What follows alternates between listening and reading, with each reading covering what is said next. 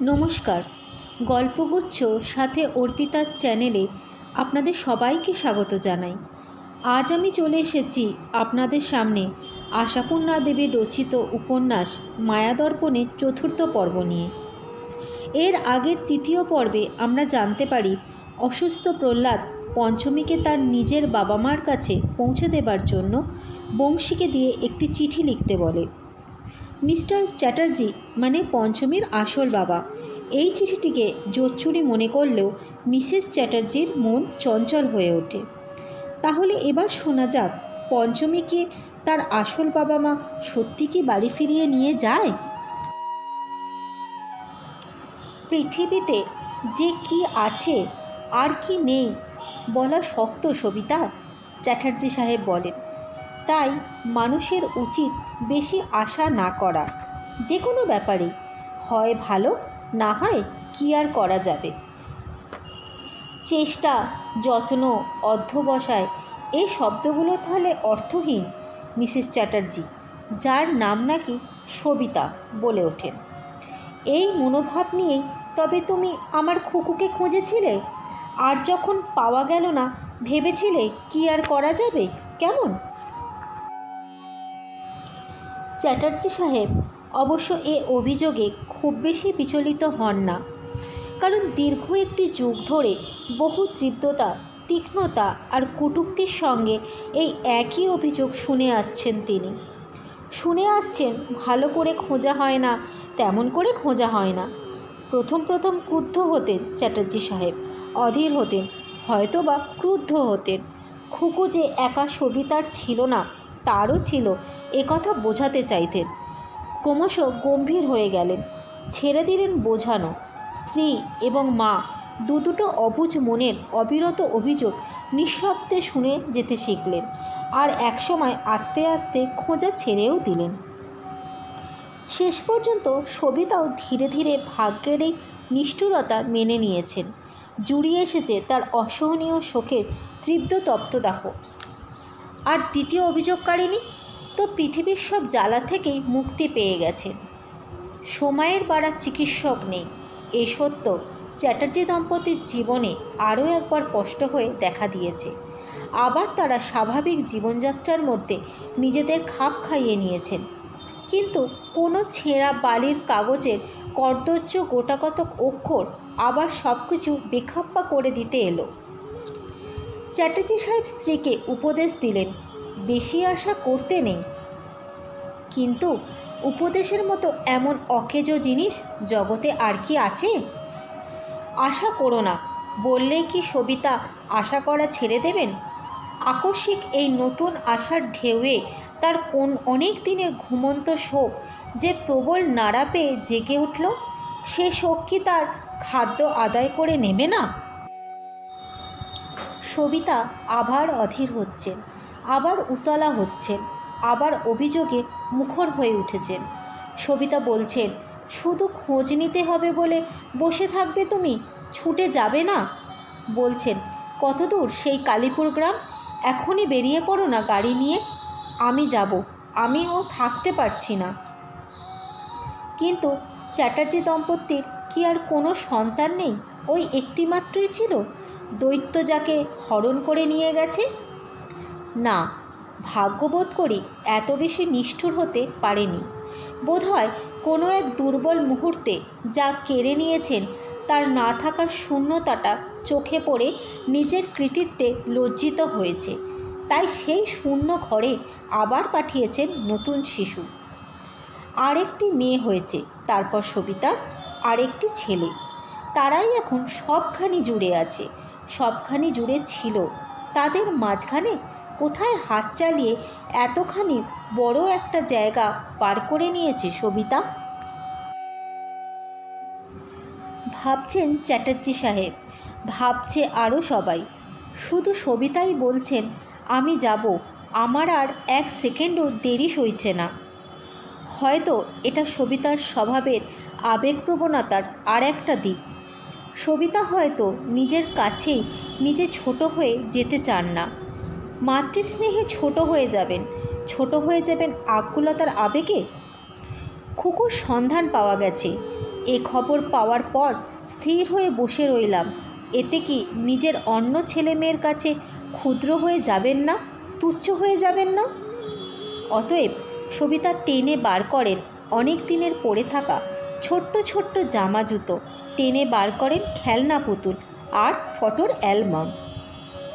1.5 বছরের জীবনে ফটো তোলা কম হয়নি খুকুর।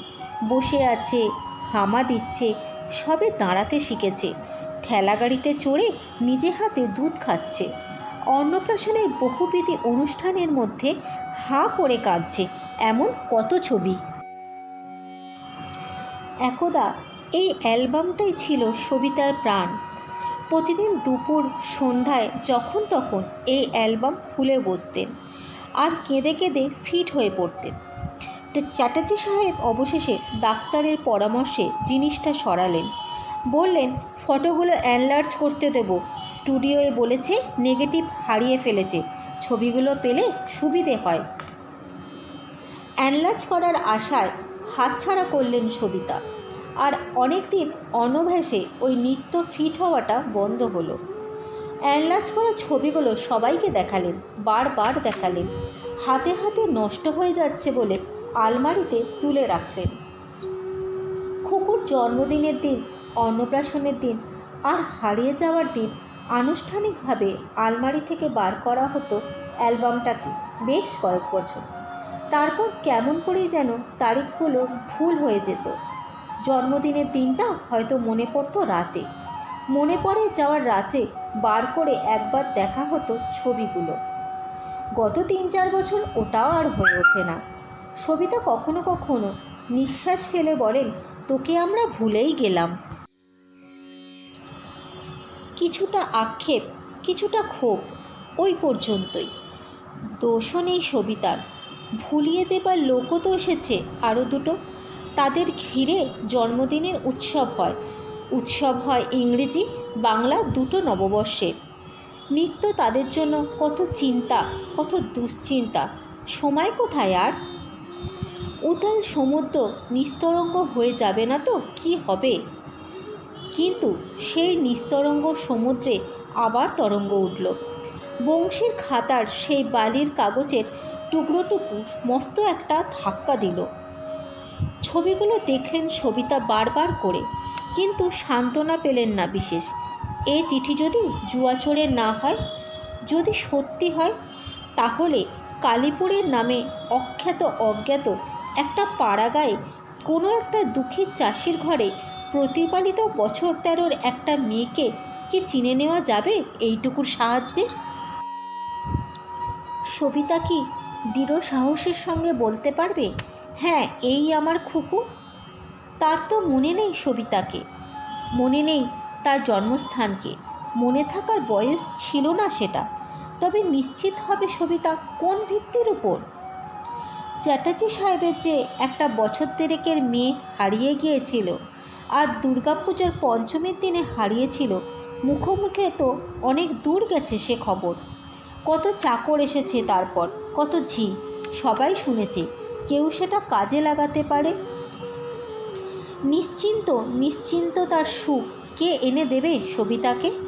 তারপর ভাবলেন, শুধুই কি আকৃতি, প্রকৃতিই বা কেমন হয়েছে কে জানে কেমন সেই পরিবেশ। আবার উত্তলা হয়ে ওঠে মন। মনে হয় আমি নিজে গেলেই বুঝতে পারবো, দেখব তার আচার আচরণ, তার পরিবেশ, ঠিক বুঝতে পারবো। চাষির বাড়িতে মানুষ হলেই কি চাষির মতো দেখতে হয়ে যাবে? সেই খুকু এক মুঠো মল্লিকা ফুল, সে কি তার সেই সৌন্দর্য সব হারিয়ে ফেলেছে? ছবি টবি ছড়ানো থাকলো। এসে বললেন, আমি যাব। চ্যাটার্জি সাহেব যদি এক কথায় বলতেন, বেশ চলো, হয়তোবা সবিতা একটু দ্বিধা করতেন। কিন্তু স্ত্রীকে এতকাল দেখেও ভুল করলেন তিনি, নির্বৃত্ত করতে চেষ্টা করলেন। অতএব সবিতা দৃঢ় প্রতিজ্ঞা হলেন। কলকাতা থেকে বেশি দূর নয়, অনায়াসেই গাড়িতে যাওয়া যাবে। আশ্চর্য, মাত্র এই মাইল কয়েকের ব্যবধানে সবিতার হারানো কুকুর বর্ধিত হচ্ছে। চ্যাটার্জি সাহেবের মা যতদিন ছিলেন অনবরত সাধু, ফকির আর জ্যোতিষীর কাছে গিয়ে পড়েছেন। সবাই তাকে আশ্বাস দিত, আছে, বেঁচে আছে, আসবে। বুড়ি বিশ্বাস করত। চ্যাটার্জি দম্পতি কোনোদিনই অলৌকিকে বিশ্বাসী নয়। ও আশ্বাস সাধুর মমতা অথবা অসাধুর ধাপ্পাবাজি বলে ধরতেন। এখন সবিতা যেন তার শাশুড়ির সংস্কারকে মূল্য দেবার চিন্তা করতে শুরু করলেন। ভাবলেন, হয়তো সবাই আছে জগতে, হয়তো তখন সে কথায় বিশ্বাস স্থাপন করে তাদের নির্দেশে চললে।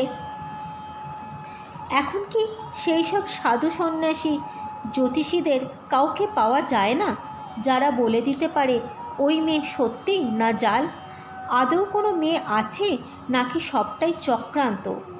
কিন্তু কোথায় থাকে সেই সাধু সন্ন্যাসীরা? সবিতা কি কখনো ঠিকানা জানতে চেয়েছে সেই সব লোকের, তার সেকেলে আর কুসংস্কারচ্ছন্ন শাশুড়ির কাছে? চ্যাটার্জি সাহেব গম্ভীরভাবে জানান, ওটা জানবার জন্য মেডিকেল এক্সামিন আছে। ওটা এমন কিছু সমস্যা নয়, সমস্যা ওই ঠিকানায় গিয়ে পড়ার পরিস্থিতি। কিন্তু তুমি তো শুনছো না। অন্নপ্রাশনের সময় খুকুর নাম হয়েছিল সুদীপ্তা। পরবর্তী মেয়েটার তাই নাম মিলের পথ ধরে হলো প্রদীপ্তা।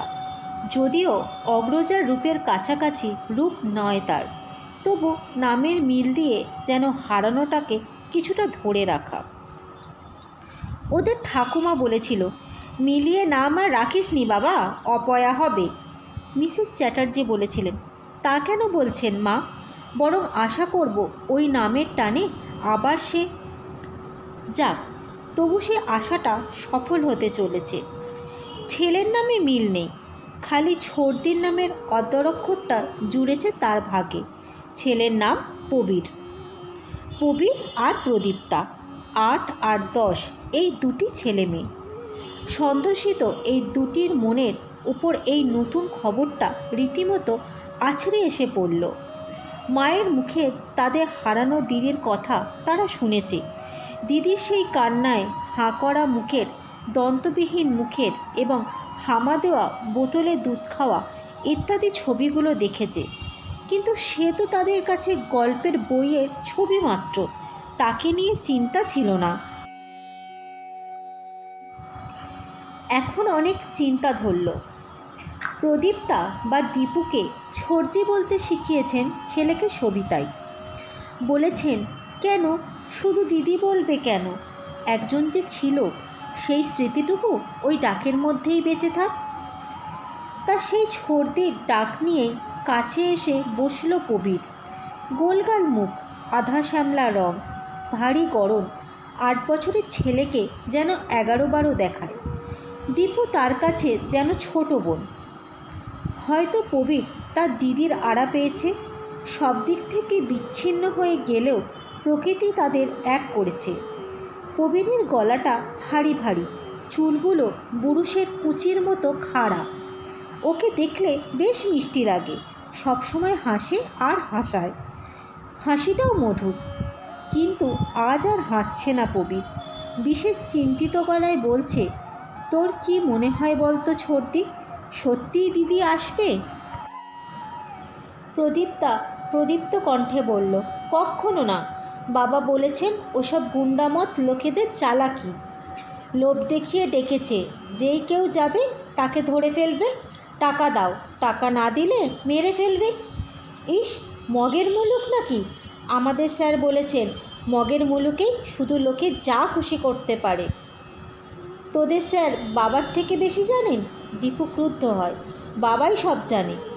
প্রবীর আক্ষেপে সুরে বলে, আহারে, যদি ওই চিঠি লেখারা গুন্ডা না হতো, যদি সত্যি সত্যি দিদি আসতো, কি মজাই হতো।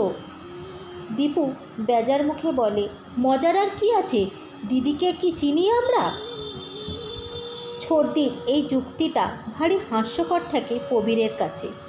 অতএব ভারী ভারী একটা হাসি হেসে ফেলে সে। না দেখলে চেনা যায়, দেখলেই তো চেনা হয়ে যাবে। দিদিকে খুঁজে পাওয়া যাবে ভেবে আহ্লাদ হচ্ছে না তোর? হবে না কেন? দীপু তেমনি বেজার মুখে বলে, মা বাবার আনন্দ হচ্ছে তাই আহ্লাদ, নইলে আমাদের আবার কি? আমাদের তো বিপদ। চির আকাঙ্ক্ষিত এবং চির প্রার্থিত দিদি যে বিপদে পর্যবসিত হতে পারে এ ধারণা স্বপ্নেও ছিল না প্রবীরের। তাই আকাশ থেকে পড়ে সে, বিপদ? কি বলছিস রে ছোড়দি? ছোড়দি বেপরোয়া সুরে বলে, ঠিকই বলছি, আমাদের বিপদ ছাড়া আর কি। এতদিন তুই আর আমি ছিলাম শুধু, এখন হঠাৎ এক দিদি। কোথায় বসবে, কোথায় শোবে, আমাদের সঙ্গে মিলবে কি না কে জানে। বাহ, মিলবে না কেন? প্রবীর বলে, আমরা যদি মিলি তো দিদি না মিলে থাকবে কি করে? আর কোথায় বসবে বলে ভাবছিস কেন? চেয়ার, সোফা, খাট, বিছানা সবই তো রয়েছে। দীপু তবু জেদের সুরে বলে, ওসব তো আমাদের মত, আর একজন এলে অসুবিধে হবে না? ধর আমাদের পড়ার ঘরে হঠাৎ সেও পড়তে এলো, ধরবে কোথায়? আমাদের টেবিল দুটো একটু সরিয়ে নিতে হবে। আহা, তা বলেই যেন সব হবে? দীপু তর্কের সুরে বলে, বইয়ে সেলফ রাখতে হবে না বুঝি? দেয়ালে তো মোটে ওইটুকুনি জায়গা খালি আছে। প্রবীরই কি তর্কে হারবে? সেও অমনি জেদের সুরে বলে, এদিকে দেয়ালে রাখা হবে। হারিয়ে গিয়েছিল বলে দিদি বুঝি মানুষ নয়? দিদি কি নিজের ইচ্ছে করে হারিয়ে গিয়েছিল? দিদি সেই চাকর বুধন দিদিকে ফেলে ফুচকা খেতে গিয়েছিল বলেই তো। তর্ক অবশ্য এইটুকুতে থামে না, তর্ক চলতেই থাকে সকাল, সন্ধ্যায়, দুপুর, রাত্রে। দীপুর বক্তব্য নতুন আসা ওই ঢেউটা তাদের অনেক কিছু ভাসিয়ে নিয়ে যাচ্ছে। সুবিধে, শান্তি, মা বাবার একাগ্র স্নেহদৃষ্টি এবং সংসারের শান্ত ছকে গাঁথা ছন্দ সব যাবে। প্রবীরের বক্তব্য, যাবে যাক, তা বলে তো দিদি বানের জলে ভেসে যেতে পারে না। দিদি মার নিজের সত্যিকারের মেয়ে নয়। দুজনের চিন্তাধারা আলাদা, তবু একটা জায়গায় চিন্তার সাদৃশ্য দেখা গেল। দুজনেই যেতে চায়, দুজনেই তাই মায়ের কাছে গিয়ে আর্জি পেশ করে, আমরাও যাব। কিন্তু আর্জি মঞ্জুর হয় না তাদের। সবিতা অবাক গলায় বলেন, তোমরা যাবে মানে? আমরা যে কোথায় যাচ্ছি তা তো নিজেরাই জানি না। বাহ, তোমরা তো ওই কালীপুর না কোথায় দিদিকে আনতে যাচ্ছ? সবিতা বিষণ্ণ গলায় বলে, কোথায় যে যাচ্ছি আর কেন যে যাচ্ছি কিছু জানি না বাবা। যদি সত্যি তোমাদের হারানো দিদি ফিরে আসে, বাড়িতেই দেখো যাওয়া হচ্ছে বিপদের মুখে।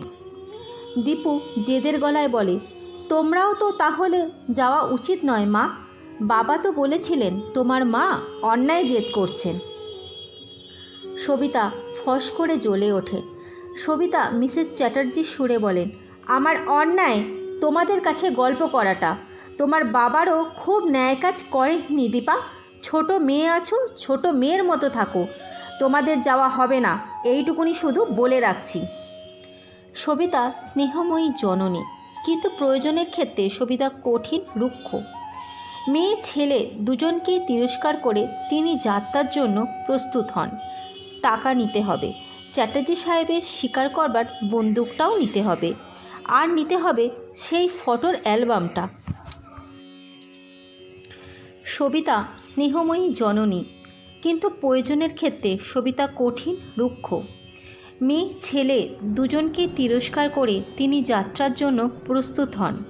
টাকা নিতে হবে, চ্যাটার্জি সাহেবের স্বীকার করা বন্দুকটাও নিতে হবে, আর নিতে হবে সেই ফটোর অ্যালবামটা। মেলানোর যোগ্য না হলেও মেলাতে চেষ্টা করতে হবে। বন্দুকটা অবশ্য নিছক আত্মরক্ষার্থের সঙ্গে রাখা, নচেত বন্দুকের ব্যবহার বহুদিন ভুলে গেছেন চ্যাটার্জি সাহেব। খুকু হারিয়ে যাবার পর চ্যাটার্জি সাহেবের মা একদিন বলেছিলেন, পশুপক্ষের অভিশাপ লাগে বাবা। এই যে তুই জীবজীবন্তগুলো শুধু খেলার ছলে মেরে মেরে আনিস, তারাও তো মায়ের বাছা। কে কখন সাপ দিয়েছে কে জানে, তাই বুক ভরা ধন বুক ছিঁড়ে চলে গেল। সেদিন থেকে বন্দুক আর স্পর্শ করেননি চ্যাটার্জি সাহেব। মাঝে মাঝে শুধু ভাগ্নে ভবেশ পরিষ্কার করে রাখে। মা বাপ মরা এই ভাগ্নেটি চ্যাটার্জি সাহেবের ডান হাত। বলতে গেলে তার সাহায্যে সংসার চালান মিসেস চ্যাটার্জি। প্রতিষ্ঠাপন্ন স্বামীকে তিনি তার সংসারের প্রয়োজনে কতটুকু পান? সময় আর সামর্থ্য এই দুটি চাকার উপরই তো লক্ষ্মীর রথ। লক্ষ্মীকে যদি রথে চাপিয়ে রাশি টেনে ঘরে নিয়ে আসতে হয় তো সময় আর সামর্থ্য দিতে হবে যোগান। স্বামী আর সচ্ছলতা দুটোর বায়না করলে চলে না। যে নির্বোধ মেয়ে মানুষ তা করে তারাই লক্ষ্মীর সংসারে অলক্ষ্মী ডেকে আনে, শান্তি সংসারে অশান্তি। সবিতা নির্বোধ নয়, সবিতা তাই ভবেশকে কর্ণধার করেই চালিয়ে যান। তবে ভবেশের বিয়ে হয়ে নিজের সংসার হয়ে গেলে কি করবে কে জানে।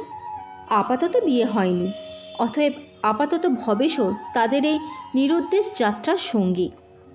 প্রায় নিশ্চিন্তেই রওনা দিচ্ছিলেন সবিতা।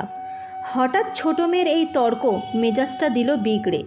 ভাবতে লাগলেন, এই কন্যাটিকে তো সর্ববিধি শিক্ষা সহবত দিয়ে হাতে করে মানুষ করেছি, তবু মাঝে মাঝেই ভিতর থেকে প্রকাশ পায় অবাধ্যতা, ঔদ্ধতা। না জানি সেই কন্যাটি আবার কোন শিক্ষায় শিক্ষিত হয়ে কি অপূর্ব হয়ে আছেন। ঈশ্বর জানেন তাকে সভ্যতার ছাঁচে ঢালাই করা যাবে কি না। মনের অগোচরে পাপ নেই। যাত্রাকালে হঠাৎ মনে হলো সবিতার, এতকাল পরে ভাগ্যের এই দয়ার ছলনা না হলেই বুঝি ভালো ছিল। মেনে তো নিয়েছিলাম ভাগ্যের নিষ্ঠুরতা, মানিয়ে তো নিয়েছিলাম খুকু ছাড়া জীবনকে, আবার কেন এলো এই সমস্যা। দীপু তার অদেখা দিদিকে বিপদ ভেবেছিল, দীপুর মা তার দেখা মেয়েকে সমস্যা ভাবলেন। প্রবীর জানতে পারল না এই যা। যে উৎসাহ, যে আবেগ, যে ব্যাকুলতা নিয়ে যাত্রার আয়োজন করেছিলেন সবিতা, সেটা আর খুঁজে পেলেন না। আমি যাব না, আমার যাবার ইচ্ছে করছে না, এইটুকুনি বলতে পারলেন না, শুধু নিতান্ত জেদ করেছিলেন বলে। রওনা দিলেন সকালে। ভবের সব খবর নিয়ে জেনেছে পৌঁছতে বেলা 10টার বেশি হবে না। গাড়ি ছাড়বার সময় চ্যাটার্জি সাহেব হঠাৎ তার স্বভাব বহির্ভূত একটা কাজ করে বসলেন। হাত জোর করে কপালে ঠেকালেন। কোন দেবতার কাছে কোন মিনতি জানালেন তিনি, সে কথা তিনিই জানেন। তবে স্বামীর দেখা দেখি মিসেস চ্যাটার্জিও কপালে হাত তুললেন। আর সহসাই তার মনে হলো যাওয়াটা পণ্ডশ্রম হবে মাত্র। এই 5-6 ঘন্টার রাস্তায় খুকু রয়েছে আর আমি টের পাইনি, এ হয় না, পাওয়া যাবে না। সত্যি নয়, বদলোকের বদমাইশি, যাওয়াটা পণ্ডশ্রম হচ্ছে, এই মনোভাবের পটভূমিকায় হারানো মেয়েকে আনতে যাওয়ার অভিযান। ওদিকে আবার সেই একই লীলা। সেই চিঠিটা লেখা পণ্ডশ্রম হয়েছে, আসতে তাদের দায় পড়েছে। এতদিনের পরঘরের মেয়েকে তারা নেবেই না। এমনি মনোভাবের স্রোতে ভাসছে প্রহ্লাদ আর বংশী। পঞ্চমী, তারও ওই প্রায় একই মনোভাব। বাড়তির মধ্যে সে তার জানা জগতের সমস্ত ঠাকুর দেবতার কাছে মানত করেছে যেন চিঠিটা তাদের হাতে না পৌঁছায়। না পৌঁছনোই তো সম্ভব, বংশীর হাতে লেখার ঠিকানা তো কলকাতা শহরের সভ্য পিয়নরা পড়তেই পারবে না, ফেলে দেবে। প্রথম ধাক্কার যে আলোড়ন উঠেছিল, দুঃখ, লজ্জা, ক্ষোভ, অভিমান, ঘৃণা, বিদ্বেষের যে ঝড় পঞ্চমীকে আছড়ে আছড়ে মেরেছিল, সেগুলো যেন এই 2-3 দিনেই স্থির হয়ে গেছে। এখন যা আছে সে হচ্ছে আতঙ্ক। পঞ্চমী ছোট্ট মঞ্জুরে আশ্রয় নিয়েছে তার অজানা জগৎ সম্পর্কে একটা গভীর আতঙ্ক। সেই জগৎই নাকি সত্য জগৎ পঞ্চমীর। কিন্তু সত্য কি শুধু সমাজ ব্যবস্থা আর আইনসঙ্গত রীতিনীতির উপরই দাঁড়িয়ে থাকে? তাই যদি তবে এই 2 দিন বংশীর মুখের দিকে তাকাতে পারছে না কেন পঞ্চমী? প্রহ্লাদের সঙ্গে অকারণে কেবল আবোল তাবোল বকছে কেন? গাড়ি চলছিল, দুটো মানুষই স্তব্ধ হয়ে বসেছিল। শুধু চালক ভবেশই মাঝে মাঝে কথা বলে উঠেছিল। শেষ অবধি ড্রাইভারকে না নেওয়াই স্থির করলেন চ্যাটার্জি সাহেব। যা হবে বাইরের লোকের সামনে অজ্ঞাতসারেই হোক, আর ভবেশ তো ড্রাইভারের থেকেও দক্ষ। হঠাৎ একসময় বলে উঠল ভবেশ, আমরা যে কাজটা করতে চলেছি পাগলের মতো, কোথায় স্বতন্ত্র পুলিশ বাহিনী নিয়ে যাওয়া হবে তা নয়, নিরীহ 3টি মামা ভাগ্নে। চ্যাটার্জি একটু হেসে বলেন, ভাগ্নেটিও অবশ্য খুব নিরীহ মনে হয় না আমার। ভাবেশ আক্ষেপের সুরে বলে, আপনাদের সঙ্গে গিয়ে আর কি প্রতাপ দেখাবো? নইলে ইচ্ছা তো হচ্ছিল একটা হান্টার নিয়ে যাই আর এক ধার থেকে। সবিতা বলে ওঠেন, উপকারী প্রত্যুপকার। উপকারী? উপকারী মানে? নিঘাত ব্যাটা চুরি করে নিয়ে গেছিল, এখন দেখছে বড় হয়ে পড়েছে, লোকের সন্দেহ জন্মাচ্ছে, অতএব সাধু হয়ে খবর দিই। মোচড় দিয়ে কিছু টাকা আদায়ও করা যাবে, সাপ মরবে, লাঠিও বজায় থাকবে। কিন্তু এমনও তো হতে পারে দেশের প্রতিবেশীরা কেউ লাগিয়ে দিচ্ছে এতদিনে টের পেয়ে। হ্যাঁ, তা অবশ্য বলেছ, মন্দ নয়, ভবেশ বলে। তবে কথা হচ্ছে, এতদিন ধরেই কি আর ওই তোমার কালীপুরে বসে বসে কালী হচ্ছে? কত হাত ফিরে, কত ঘাটে জল খেয়ে তবে হয়তো। গাড়ির সামনে একটা গরু এসে পড়ায় অন্যমনা হয় ভবেশ, কথা থামায়। কিন্তু ওর ওই নিহাত সরল মনে নিতান্ত সহজ মন্তব্যটুকু যেন কাঁটার চাবুক মারে সবিতাকে। কত হাত ফিরেছে, কত ঘাটে জল খেয়েছে, ছি ছি ছি, না জানি কি একটা ঘৃণ্য জীব হয়ে বসে আছে সে। বয়সেও তো অনেকটা হয়ে উঠেছে। আরও লজ্জার, আরও ভয়ের সব চিন্তা গ্রাস করে নিতে চায় সবিতাকে। হে ঈশ্বর, কোথায় যদি তুমি থাকো, রাস্তা হারিয়ে দিতে পারো না আজ আমাদের। যা হারিয়ে ফেলেছিলাম তা হারানোই থাক, গাড়িটার ছোটোখাটো একটা অ্যাক্সিডেন্ট হোক, এ বাসনাও বুঝি মনে উদয় হয়েছিল সবিতার। কিন্তু তার প্রার্থনার কোনো ফল হলো না। কিন্তু কবেই বা হয়েছিল, যখন উন্মাদ আকুলতা নিয়ে হারানো জিনিস ফিরে পাওয়ার প্রার্থনা করেছিলেন? তখনও কি কর্ণপাত করেছিলেন সেই ঈশ্বর? না, ঈশ্বর এপক্ষ ওপক্ষ কোনো পক্ষেরই আবেদন কর্ণপাত করলেন না, বরং আন্দাজের কিছু আগেই পৌঁছে গেল গাড়ি কালীপুরের প্রহ্লাদ দাসের বাড়ির দরজায়। সকাল থেকে আমার বাঁচক নাচছে বলেছিল বংশী, সর্বশরীরে যেন কেমন হচ্ছে। পঞ্চমী হেসে বলেছিল, লাভের বরাত এসেছে বোধহয় তোর বংশী, নিঘাত টাকা পাবি। বাঁচক নাচলে বেটা ছেলের লাভ হয় না, লোসকান হয়। পঞ্চমী আরও হেসে বলেছিল, ও মা, তাও তো বটে, তুই যে আবার বেটা ছেলে, মনে ছিল না, যা গুছিয়ে রাঁধতে বসেছিস। সর দেখি, উনুন গোড়ায় তোকে দেখলে আমার হাড় জ্বলে যায়। বংশী ম্লানভাবে বলে, হুট করে কখন তোকে নিয়ে যাবে সেই ভাবনায় তোকে আর খাটাতে দিতে ইচ্ছে করছে না পঞ্চমী। নিজে ভাত বেড়ে খেয়ে চলে যাবি ভেবে প্রাণটায় যে কি তারও শেষ অবধি বোঝাতে পারছে না বংশী, হাঁটুতে মুখ গোজে। পঞ্চমীর কি হয়? পঞ্চমী হঠাৎ যেন ভারী অবাক হয়ে যায়। আশ্চর্য, তাকে যে এখান থেকে চলে যেতে হবে, আচমকা কোথা থেকে জন্মে না দেখা কোনো দাবিদার এসে উড়িয়ে নিয়ে চলে যাবে, এটা এরা দিব্যি সহজেই মেনে নিয়েছে।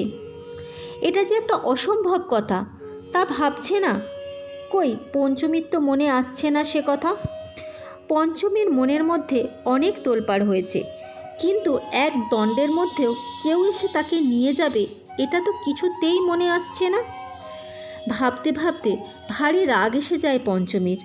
বলে, থাক, আর মায়াকান্না কাঁদতে হবে না। ইচ্ছা করে নির্বাসন দিয়ে এখন শোক উতলে উঠল। জানি না, চিনি না, শহরের কেতাকায়দা বড়লোক, তাদের কাছে গিয়ে ঝিয়ের মতো থাকবো, এই তো আমার মান ইজ্জত হবে। বংশী একটা কিছু বলতে যাচ্ছিল, বলা হলো না। অশুভ শব্দবাহী একটা মোটরের হর্ন বেজে উঠল নিতান্ত কাছে। অসম্ভব ঘটনাও সম্ভব হয় বই কি, আর যখন সম্ভব হয় তখন সহসা বোঝা যায় না এটাও অসম্ভব। বোঝা যায় না কেমন করে ঘটে যাচ্ছে সেই ঘটনা, যেটা কিছুতেই ঘটতে পারে না বলে মনে হয়েছিল। এমন অহরহই ঘটে বই কি পৃথিবীতে।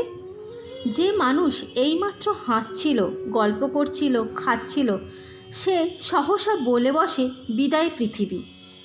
আর সেই বিদায়কে মেনে নেয় পৃথিবী, চোখ রাঙিয়ে বলে না, সে কি, এ যে অসম্ভব। চোখের জলে ভেসেও বলে না ছাড়বো না, অসম্ভব।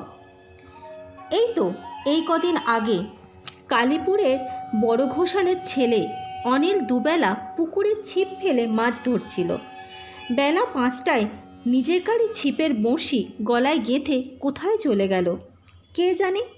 ভূতের ভয় ছিল অনিলের, রাতে বাড়ি থেকে বেরোতো না। তবু গভীর রাত্রে গাঢ় অন্ধকারের মধ্যে অনিলকে ছেড়ে দিল অনিলের সংসার। মা, বাপ, বউ, ভাই, বোন আরও সবাই। কেউ বলল না অনিল রাত্রে পথে বেরোতে ভয় পায়। জানে এ যাত্রা আমক অলগ্ন। পঞ্চমীর চোখের সামনে দিয়েও যেন এমন এক অলগ্ন বিদয়ের দৃশ্য ঘটে গেল। দর্শকের মতো দেখল পঞ্চমী প্রহ্লাদ দাসের দরজায় এসে দাঁড়ানো মোটর গাড়ি চেপে কালীপুর গ্রাম ছেড়ে চলে যাচ্ছে সে।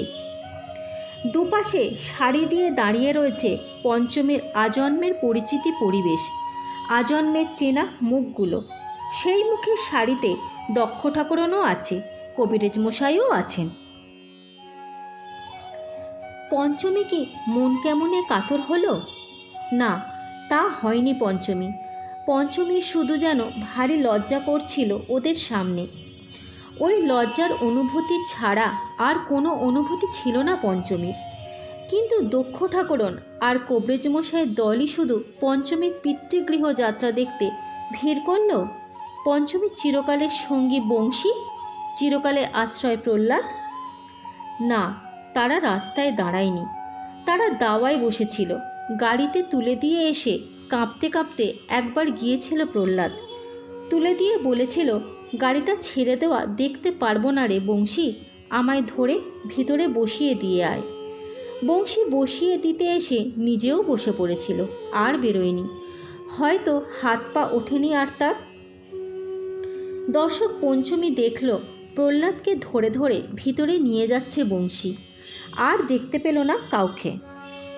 অথচ প্রহ্লাদ যখন ওই মোটর গাড়ির গিন্নি আর বাবুদের কাছে হাউমাউ করছিল, যখন বলছিল, আমায় ধরে পুলিশে দিন বাবু আপনারা, তবেই আমার আত্মার গতি হবে, যখন সেই 12 বছর আগের তুলে রাখা একজোড়া ছোট্ট সোনার বালা আর একটি ছোট্ট ফ্রক বার করে দেখাচ্ছিল আর কাঁদছিল, এই এতদিন তুলে রেখেছি বাবু, প্রাণ ধরে বেচতে পারিনি এ বালা, এখন মিলিয়ে দেখুন। তখন দালানের ওপাশে দাঁড়িয়ে থাকতে থাকতে মনে হচ্ছিল নাকি পঞ্চমীর আস্তে সকলের অলক্ষ্যে বেরিয়ে গিয়ে ঘোষের পুকুরে। বারবার সে কথা মনে হচ্ছিল পঞ্চমীর। তবু একটা দুর্বার আকর্ষণ টেনে নিয়ে রাখছিল তাকে সেইখানে। সে আকর্ষণ কে ওরা তাই দেখবার, কি বলে তাই শোনবার। ওরা কি সত্যিই জেলে দেবে প্রহ্লাদকে?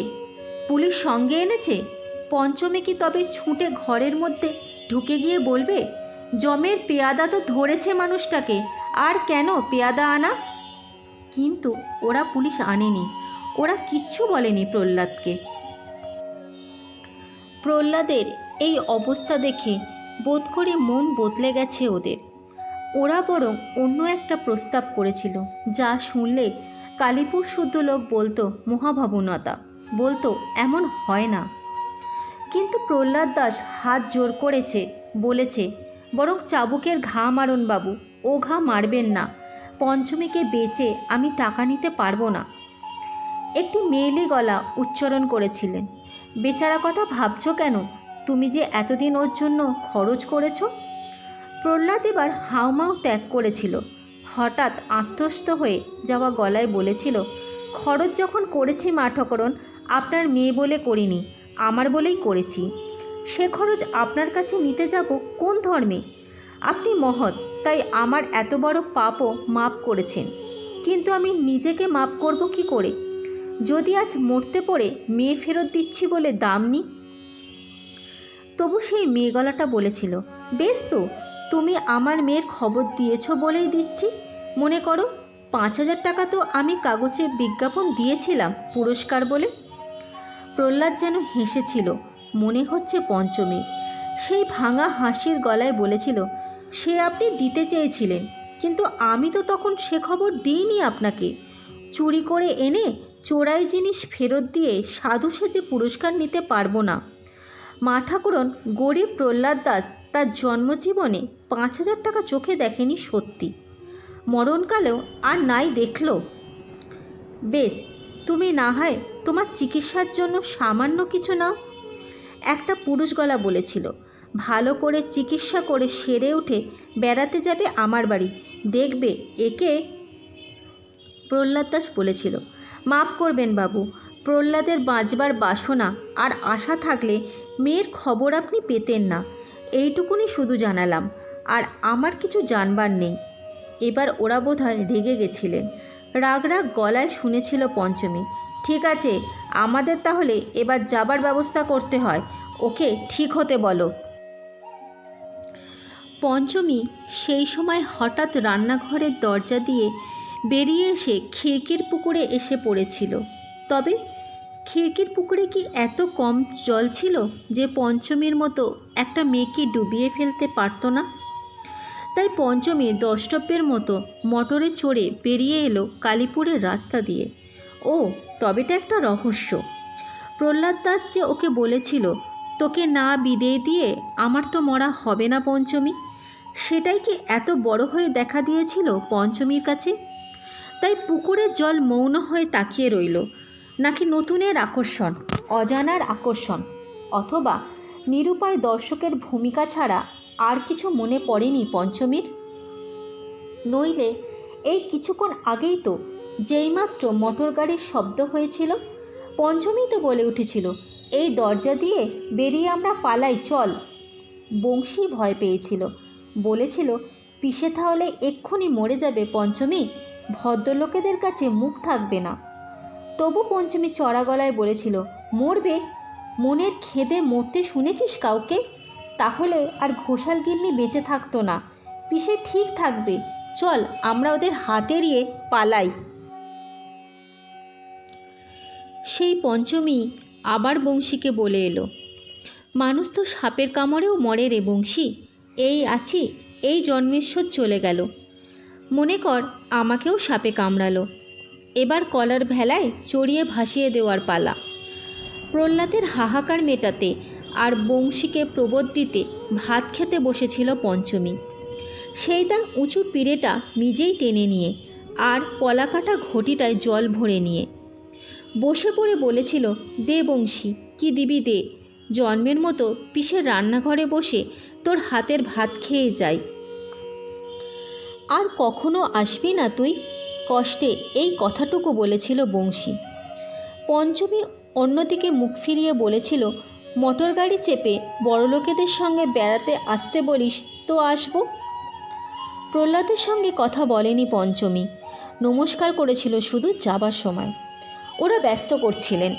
প্রহ্লাদ বলেছিল, যাদের জিনিস এতদিন চুরি করে নিজের কাছে রেখে দিয়েছিলাম পঞ্চু, তাদের হাতে তুলে দিলাম, এবার আমি নিশ্চিন্তে মরতে পারবো। পঞ্চমী কাঠ হয়ে দাঁড়িয়েছিল, চিরকালের মুখরা মেয়েটা মুখ হয়ে গিয়েছিল। না, ওদের সঙ্গে আমি যাব না, এ কথা তো একবারও অন্তত বলতে পারত পঞ্চমী। বংশী তো তাই আশা করেছিল, কিছুতেই যেতে চাইবে না পঞ্চমী, সাধ্য সাধনা করবে তারা। পঞ্চমী দাওয়ার খুঁটি আঁকড়ে দাঁড়িয়ে থাকবে, মাটি আঁকড়ে পড়ে থাকবে, জোর করে নিয়ে যাবে তারা। কিছুই হলো না সেসবে, তাদের কোনো বেগ পেতে হলো না। পঞ্চমী ভাত খেলো, ফর্সা একটা জামা পরল, কাঠ হয়ে দাঁড়িয়ে থাকলো, তারপরে তাদের সঙ্গে গাড়িতে উঠল, কারোর দিকে তাকালো না। আজ আমি মায়াদর্পণ উপন্যাসটির ৪র্থ পর্ব এখানেই শেষ করছি। আপনাদের সঙ্গে আমার আবার দেখা হবে এই উপন্যাসটির অন্তিম পর্বের সাথে। আশা করি এই উপন্যাসটি আপনাদের কিছুটা হলেও মন ছুঁয়েছে। যদি আপনাদের এতটুকুনি এই উপন্যাসটি ভালো লাগে, তাহলে একটি লাইক, শেয়ার এবং কমেন্ট করতে ভুলবেন না। আমি আপনাদের কমেন্টের আশায় বসে থাকব। ধন্যবাদ।